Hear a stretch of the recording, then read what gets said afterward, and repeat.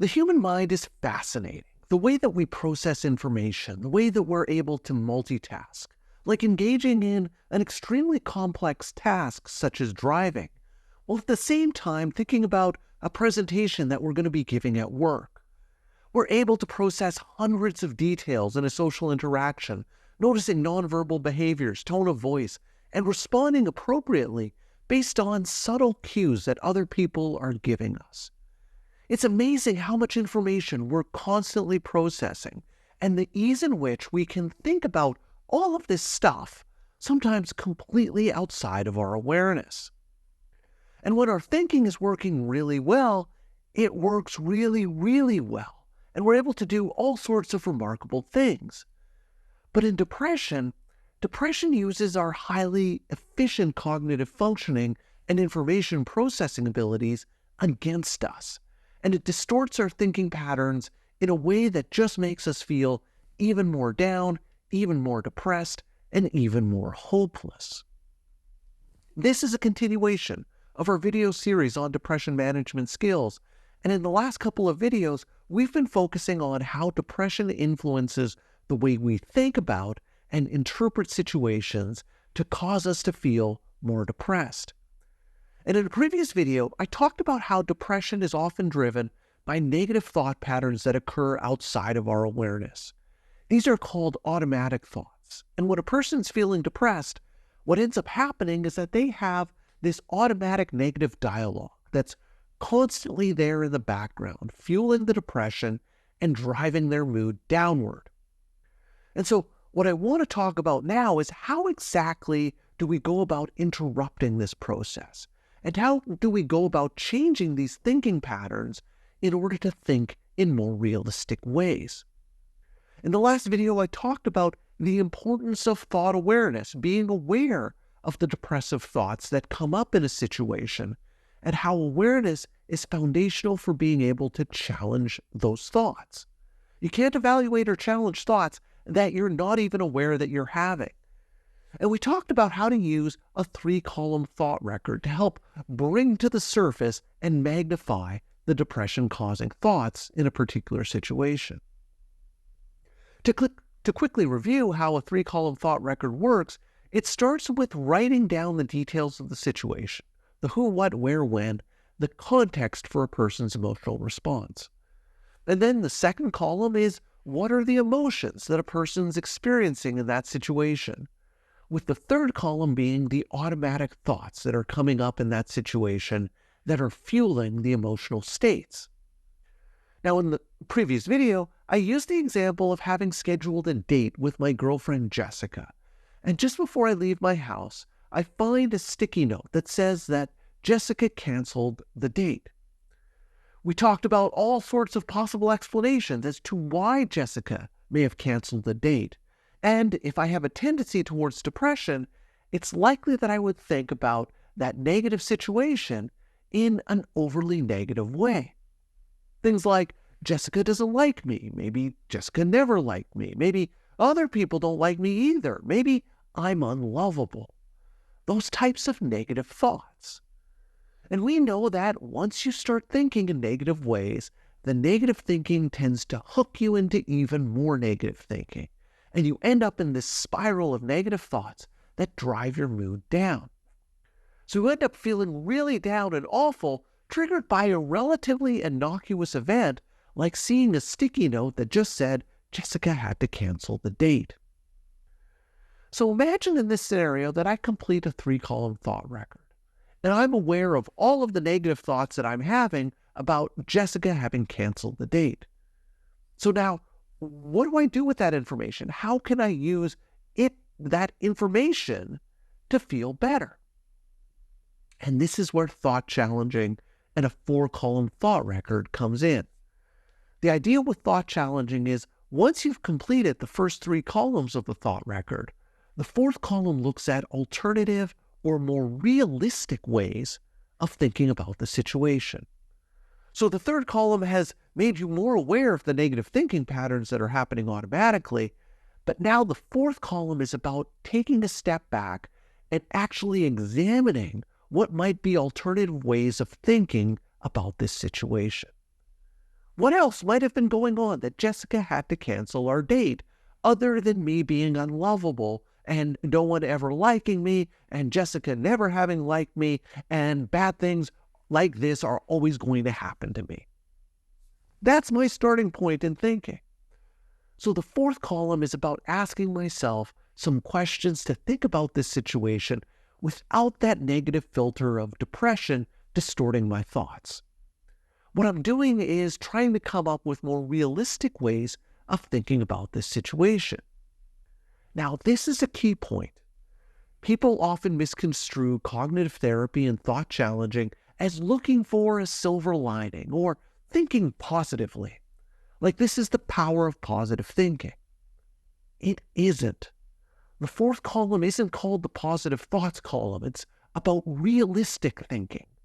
The goal here isn't to come up with some sort of Pollyanna view of the world, always trying to look on the bright side of things. The goal is to try and evaluate the situation and interpret it as realistically as possible and have an appropriate emotional response. So with the fourth column, there are a number of questions that you can ask yourself to try and think about more realistic ways of viewing the situation. One of the things I like to do is to have people take a step back and try to get a different perspective on the situation. So one question to ask is, if my best friend knew that I was having these types of thoughts, what would my best friend tell me? Would my best friend tell me that Jessica canceling the date is clear evidence that she never liked me and that no one likes me and that I'll always be unlovable? Probably not. My best friend would probably have a different take on it. Now, the challenge with this perspective taking is that sometimes people will tell me that they don't know what their best friend would say because maybe their best friend doesn't like them either. So another way of approaching this is to ask, if my best friend were in this situation and having the exact same thoughts that I'm having, what would I say to my friend? Would I agree with all of the negative thoughts and interpretations? Probably not. And so by taking this shift in perspective, I become a lot more compassionate as I would be to my best friend. And in doing so, I probably become a lot more fair and realistic with myself as I would be with my best friend. Another question to ask is, when I'm not feeling this way, do I tend to think about this type of situation any differently? When I'm not feeling really down and depressed, do I think about these types of setbacks in a different way? Well, probably. When I'm not feeling depressed, I probably wouldn't view Jessica canceling the date as the end of the world. It's not that big of a deal. But when I'm feeling depressed, these types of setbacks and disappointments feel like a much, much bigger thing. Another perspective question I often get people to think about is to step back and focus on the broader picture. 5 years from now, will I think about this situation any differently? 5 years from now, will Jessica canceling the date really be that catastrophic event that it feels like right now in this moment? Probably not. Another question to ask is, are there any examples that demonstrate that the way I'm thinking right now isn't true 100% of the time? You see, what you'll often find in the third column are words like always or never, absolute types of thoughts. So I might be thinking, maybe Jessica has never liked me, or thinking that people are always letting me down. Well, do I have any examples in my life where Jessica didn't cancel a date, or Jessica did demonstrate caring and affection towards me? Do I have any examples in my life where people haven't let me down? If I can think of even one example, what that means is that this doesn't always happen, and that those third column thoughts aren't totally true. Another question I might ask myself is, have I ever been in this type of situation before?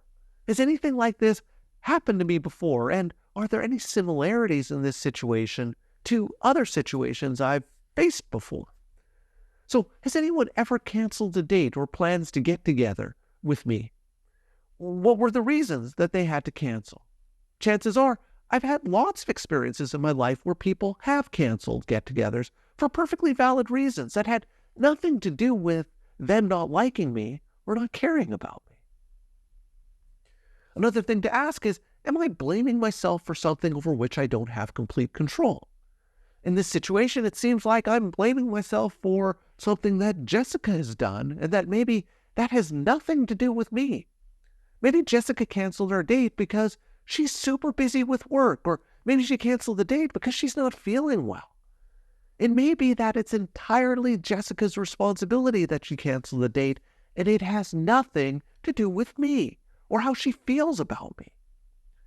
And that's one of the things that often happens in depression, is that people will perceive that bad things are happening to them because of who they are, because there's something wrong with them, something inherently wrong with them.